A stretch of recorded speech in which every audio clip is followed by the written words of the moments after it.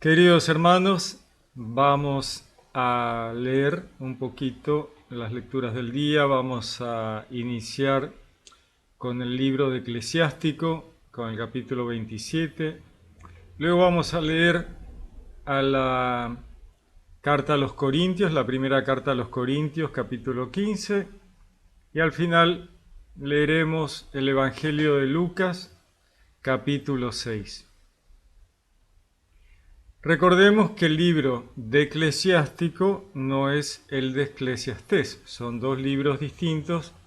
Eclesiastés, escrito por Salomón, y un libro bastante terrenal, terreno, con la sabiduría de Salomón, ¿no? Una sabiduría muy lejos de ser trascendental. Sin embargo, el libro de Eclesiástico es, no diría todo lo contrario, pero ahí vamos, ¿no? O sea, es un libro realmente que tiene mucho de trascendental, ¿no? Todo tiene que ver con Dios y una mirada hacia el reino de los cielos, hacia la vida con respecto a Dios, ¿no? Vamos a leer un poquito. Entonces, Eclesiástico, capítulo 27, dice: Cuando la criba se sacude, quedan los desechos. Así, en su reflexión, se ven las vilezas del hombre. El horno prueba las vasijas de alfarero. La prueba del hombre está en su razonamiento. El fruto manifiesta el cultivo del árbol. Así la palabra es el pensamiento del corazón humano.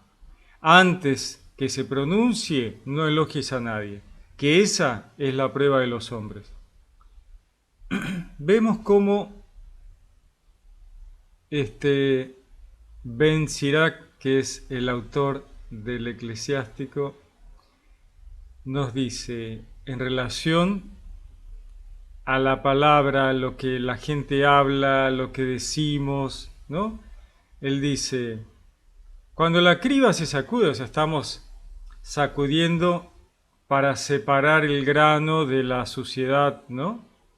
Dice, quedan los desechos, justamente, ¿no? Sacudimos, filtramos, el grano lo sacamos y nos queda toda la basura, dice. Así es la reflexión. En la reflexión se ven las vilezas del hombre.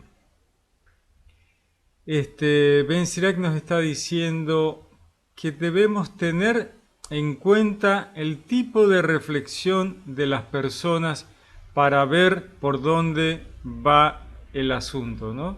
¿Qué clase de persona es uno según el tipo de razonamiento de cada uno, ¿no? ¿Qué es lo que pensamos? ¿Cómo lo pensamos? ¿Qué vemos cuando miramos? ¿No? El tema va por ahí. Dice, el horno prueba las vasijas del alfarero. La prueba del hombre está en su razonamiento, ¿no? ¿Cómo razonás? ¿Cómo pensás? ¿No?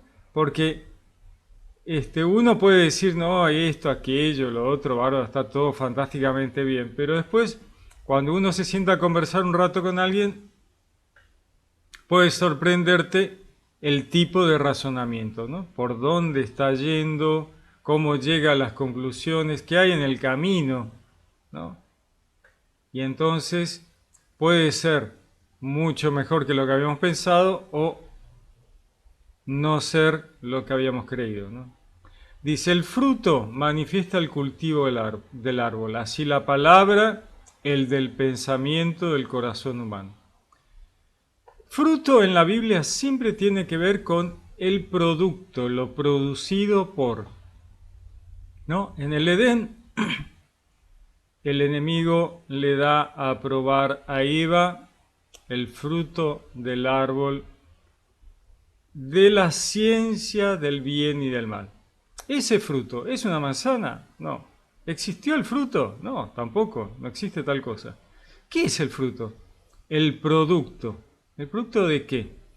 El árbol es una representación, ¿no? El árbol de la ciencia del bien y del mal. ¿Qué es la ciencia? La ciencia es el estudio minucioso, detallado de lo que sea. ¿no? Para poder entenderlo, comprenderlo, desmenuzarlo. ¿Y de qué era? Del bien y del mal. Entonces, ¿qué le está dando el enemigo a Eva?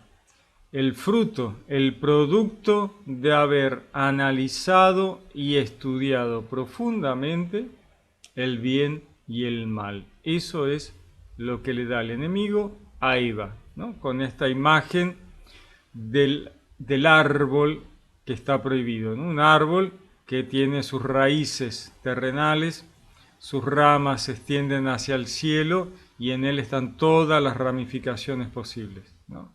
El árbol de la ciencia del bien y del mal. El fruto, el producto. Y al comer del fruto, ¿no? Toda una imagen interesante. El comer del fruto es asimilarlo, internalizarlo para que forme parte de uno, ¿no? Cuando come uno un fruto, cuando uno come algo, eso pasa a formar parte de uno, ¿no? Entonces, cuando vos comes, le está diciendo, ¿no? Este comer del fruto tiene que ver con internalizarlo profundamente, el producto del análisis profundo y desmenuzado del bien y del mal, ¿no? Entonces acá siempre se vuelve sobre el fruto, ¿no? Por sus frutos los conoceréis, decía Jesús, o sea, por lo que producen. Porque de palabras sí hablamos, somos todos buenos, pero el producto, el fruto, ¿no? De cada uno, ahí se ve la realidad, ¿no? Dice, el fruto manifiesta el cultivo del árbol, ¿no? ¿Cómo es ese fruto? Bueno, un fruto malo. El producto de esa persona, el producto de su accionar, el producto de su vida. ¿Es bueno? ¿Es malo? ¿Cuál es el producto, no? Y entonces dice, así la palabra, el del pensamiento del corazón humano, ¿no? Lo que uno piensa profundamente en el corazón termina saliendo en lo que uno dice, ¿no? De lo que rebosa del alma, habla la boca, ¿no? El tema, ¿no? Uno trata de cuidar lo que dice, uno está tratando de pensar lo que dice, pero en algún momento aflora lo que uno realmente piensa en la profundidad del corazón y eso sale. Y a veces está bueno y a veces está muy malo, ¿no? Entonces, justamente, el fruto manifiesta el cultivo del árbol. Así, la palabra, el del pensamiento del corazón humano. Antes que se pronuncie, o sea, antes de que alguien diga algo, no elogies a nadie, dice Ben Sirac, ¿no? O sea, no te adelantes, no te apresures, ¿no? No te apures a elogiar a nadie, espera a ver qué dice, a ver cuál es su razonamiento. Dice que esa es la prueba de los hombres, ¿no? Lo que dicen, lo que hacen, ¿no? El razonamiento, muy interesante. ¿Cómo razonan? Hay que estar atento, escuchar, y nosotros debemos escucharnos y pensarnos. ¿Cómo estamos reflexionando, no? ¿Qué decimos? ¿Qué sale cuando no nos damos cuenta que sale de nuestro corazón, ¿no? A veces nosotros mismos podemos sorprendernos. Entonces hay que cuidar el corazón, el alma, ¿no? Para que el corazón, el alma esté bien educado, bien con mucha conciencia, ¿no? Eso, que el corazón tenga conciencia para que los frutos siempre sean buenos. Y lo que salga de la boca tiene que ser bueno porque está dando una muestra de lo que hay en el alma. No podemos pasarnos la vida controlando algo malo, algo feo. No, ahí tratemos de arreglarlo para que no haya que estar controlándolo y temiendo hablar y meter la pata, ¿no? Es así.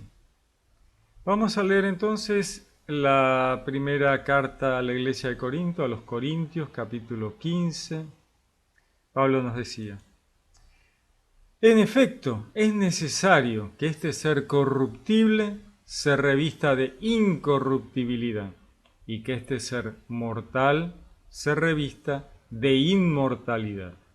Y cuando este ser corruptible se revista de incorruptibilidad y este ser mortal se revista de inmortalidad, entonces se cumplirá la palabra que está escrita: la muerte ha sido devorada en la victoria. ¿Dónde está, oh muerte, tu victoria? ¿Dónde está, oh muerte, tu aguijón? El aguijón de la muerte es el pecado y la fuerza del pecado, la ley. Pero gracias sean dadas a Dios que nos da la victoria por nuestro Señor Jesucristo. Así pues, hermanos míos amados, manteneos firmes, inconmovibles, progresando siempre en la obra del Señor, conscientes de que vuestro trabajo no es vano en el Señor. Palabra de Dios. Bueno, veamos un poquito. Entonces, cuando este ser corruptible, ¿no? nuestra alma, nuestro cuerpo mortal, ¿no?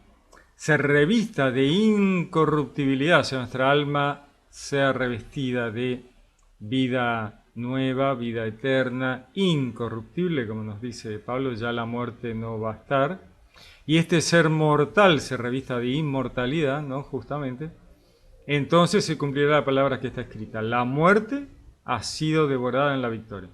La muerte ha sido vencida definitivamente. Bueno, eso trae Jesús, ¿no? El vencer a la muerte segunda, ¿no? La muerte primera, la muerte del cuerpo, bueno, no tiene mayor importancia. El problema, el peligro es la muerte segunda, la muerte del alma. Jesús vence la muerte segunda. No hay muerte del alma, entonces esa viene la resurrección, la vida eterna, el reino de los cielos. Los jinetes, ¿no? Cuando Jesús abre los sellos en las revelaciones de Juan en el Apocalipsis, sale el primer jinete, el jinete blanco, el caballo blanco, el jinete blanco con el arco y la flecha, que es Jesús y el Evangelio, ¿no? Y dice: vencedor para seguir venciendo. Bueno, ya está. ¿Y a quién vence? Bueno, a los jinetes que vienen detrás. Detrás salen los vencidos, los que perdieron, los que han sido vencidos por la buena nueva, por Jesús. ¿Y entre ellos quién está? Bueno, está la muerte, ¿no? Uno de los jinetes que salen detrás es la muerte, ¿no? Así que ahí está una imagen de la muerte vencida, ¿no? por Jesús.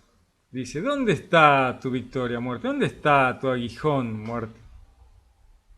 Dice: el aguijón de la muerte es el pecado, ¿no? Porque el pecado conduce a la muerte segunda del alma, ¿no? Dice: la fuerza del pecado es la ley mosaica, porque la ley mosaica puso en evidencia el pecado, ¿no? Hasta que Dios no le da la ley a Moisés, el pecado estaba ahí, sí, bueno, pero estaba mezclado, no estaba claro qué era lo correcto, qué era lo incorrecto, ¿no? Estaba todo. Pero la ley pone en evidencia lo que estaba bien y lo que estaba mal. Esto se puede, esto no se puede, esto está, hay que hacerlo así, esto no hay que hacerlo. Así que el pecado queda en evidencia. Donde estuvo la ley abundó el pecado. Y sí, porque hasta la llegada de la ley, pecado, qué sé yo. Bueno, la ley dice: epa, ¿y ahora? Ahora hay un montón de cosas. Acá tenés una listita de cosas que no podés hacer porque están mal, ¿no? Luego viene Jesús que dice: no vengo a abolir ni una tilde de la ley, le vengo a dar perfecto cumplimiento. El amor al prójimo es el perfecto cumplimiento de la ley y los profetas, ¿no? Y sobra lugar. O sea, en el amor al prójimo metemos la ley, metemos los profetas y hay mucho más lugar, ¿no? Porque la ley era un bosquejo, ¿no? Y Jesús trae la perfección, el amor al prójimo. Entonces, la ley queda dentro del amor al prójimo, pero Si seguís solo la ley, te vas a encontrar con que la ley te va a atrasar, te va a retrasar en tu camino espiritual, porque la ley tiene un montón de cosas que ya quedaron obsoletas y ya a esta altura son malas, ¿no? Si cumplís la ley perfecta como está la ley, bueno, vas a hacer todo tipo de macanas que para el cristiano no están bien, no son válidas, no se pueden hacer, no puedes apedrear a nadie. Entonces, la ley tuvo su momento, tuvo su tiempo, mostró el pecado, ¿no? Y ya está. Ahora ya no podemos irnos a la ley, sino a las enseñanzas de Jesús. Dice, pero gracias sean dadas a Dios que nos da la victoria por nuestro Señor Jesucristo. Bueno, esto, ¿no? Que hablábamos. Así pues, hermanos míos, manteneos firmes, inconmovibles, progresando siempre en la obra del Señor, conscientes de que vuestro trabajo no es vano en el Señor. Bueno, la palabra que manifiesta es Jesús. La palabra de Dios es Jesús, que manifiesta la creación, ¿no? Una creación maravillosa, ¿no?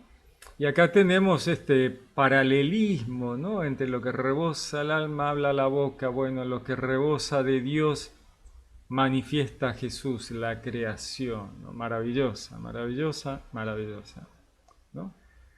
Y el hombre, bueno, el hombre habla lo que puede, ¿no?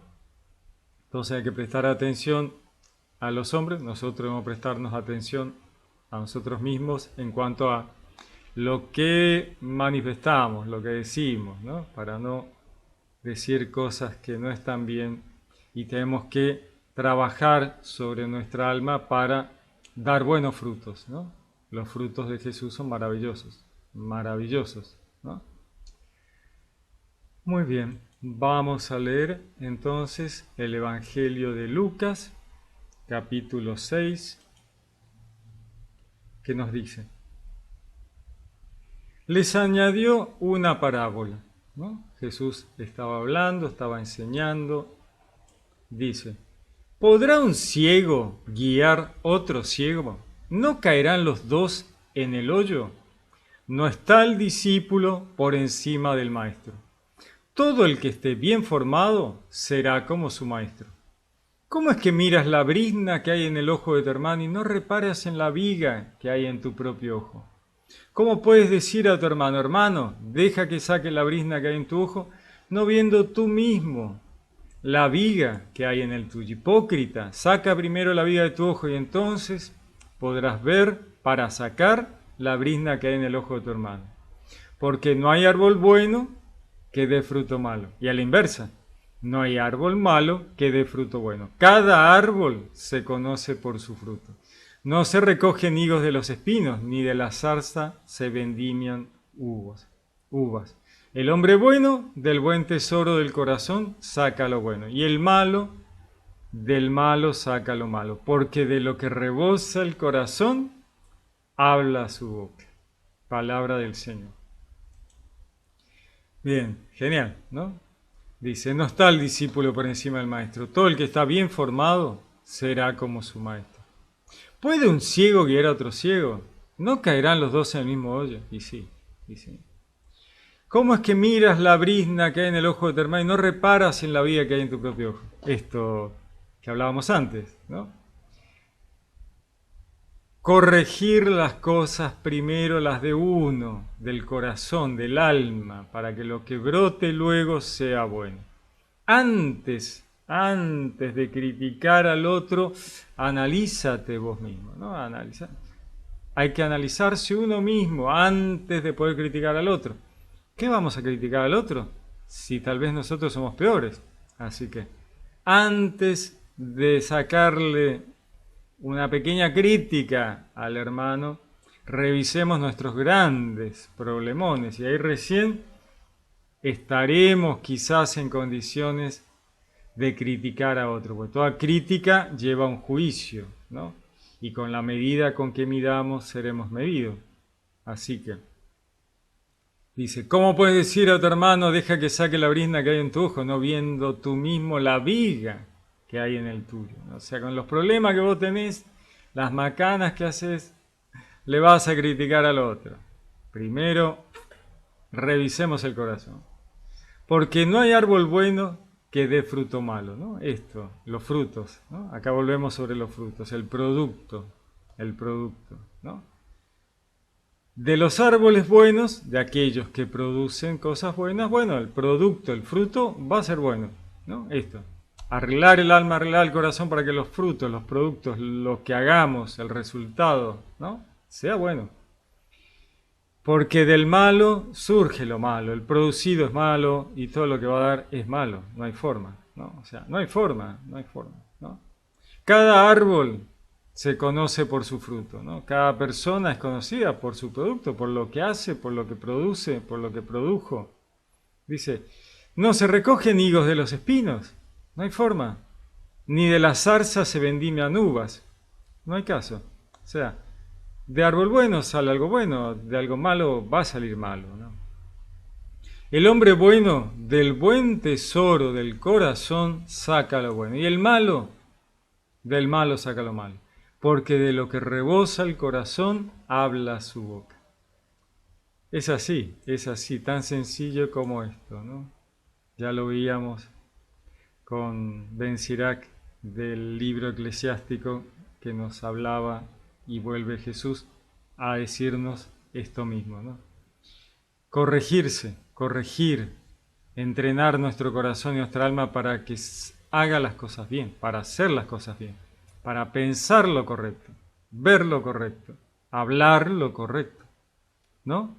No ver lo malo, no hablar lo malo, no hacer lo malo, ¿no? Porque no se sacan higos de los espinos, ¿no? Entonces, cuando uno habla sin pensar, va a salir cosas buenas, porque si uno ha trabajado en uno mismo, en el corazón, va a dar frutos buenos. Porque todo árbol bueno da frutos buenos y los árboles malos dan frutos malos. El producto, lo producido, inevitablemente va a ser coherente con lo que tenemos en nuestro corazón. Entonces, también corregir el razonamiento. Ben Sirac nos hablaba de eso, ¿no? Ojo, ¿cómo razonas? ¿Cómo llegas a las conclusiones? Bueno, hay que revisar también eso, porque la forma en que uno reflexiona, la forma en que uno analiza puede llevarnos por caminos equivocados. Debemos reentrenarnos, nacer de nuevo, ser como niños, ¿no? Empezar de nuevo sin prejuicios, sin preconceptos, para tratar de comprender la palabra de Dios.